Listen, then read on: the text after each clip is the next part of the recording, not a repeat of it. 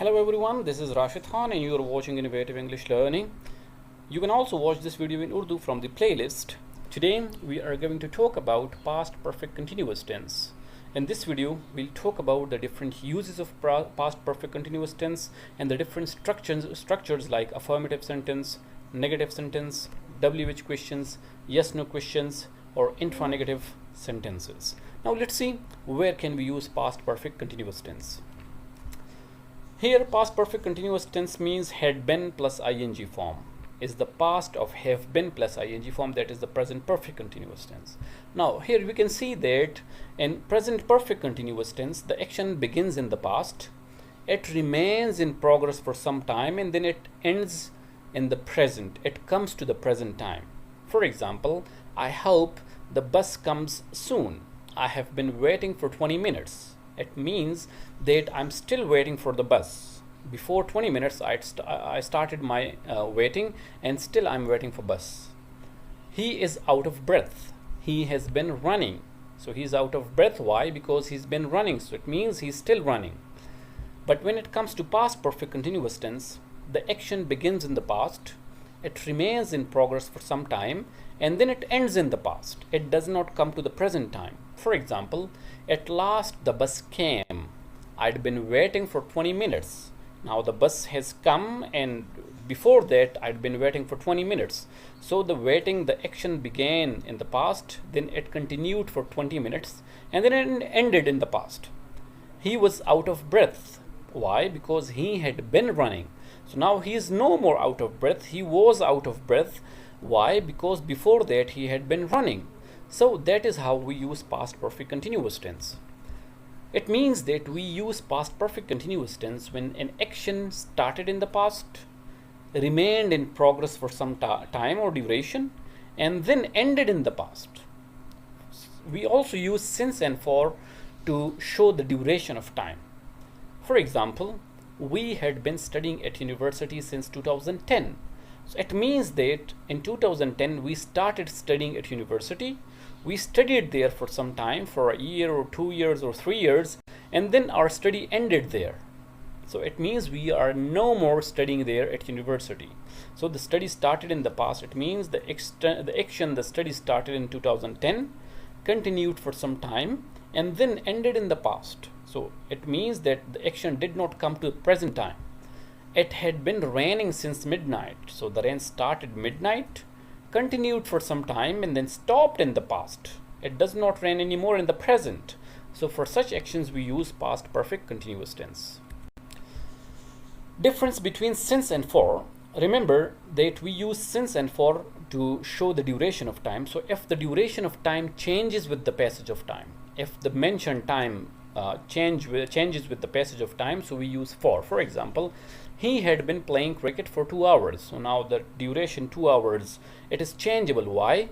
Because if another hour passes, we say 3 hours. If another 1 hour passes, we say 4 hours. So it means that with the passage of time, change may occur in the time.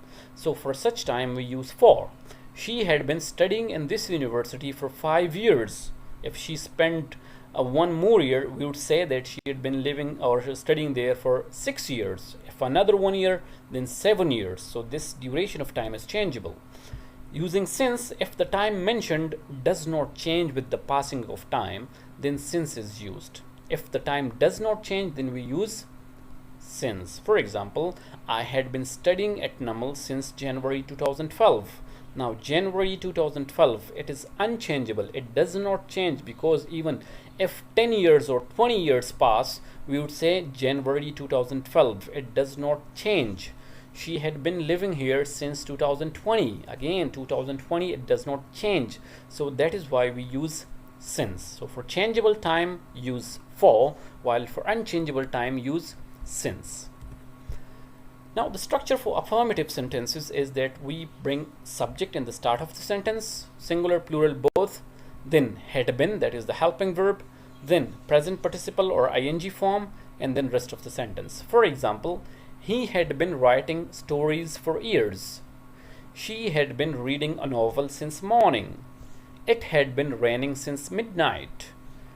Ali had been shopping for 3 hours. I had been doing my homework for 2 hours. You had been studying here since 2020. We had been watching all the videos. They had been cutting trees for 10 years. So that is how we make affirmative sentences. Here we have some more examples. My hands were dirty because I had been repairing my bike. Tom was tired when he got home. He had been working hard all day. I went to Islamabad a few years ago and stayed with a friend of mine. She had been living there very long, but she did not know the city very well. For negative structures, we only introduce not after had. On third position, we bring not, so it becomes negative. For example, he had not been writing stories for 10 years or for years.